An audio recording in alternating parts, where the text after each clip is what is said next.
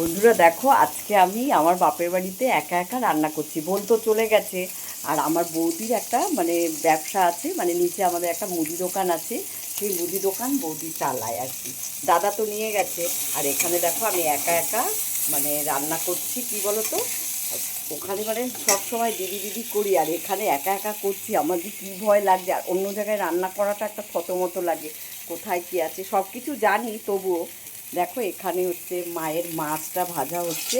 আমার মা মাছ দিয়ে ভাত খায়, আমরা তো মাংস খাবো।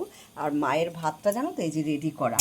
এখানে আমাদেরই ভাতটা ভালো করে সেদ্ধ করে আমাদের ভাতটাকে আবার ডাল দিয়ে সব রকম সবজি দিয়ে আবার প্রেশার কুকারে সিটি মেরে রাখা আছে।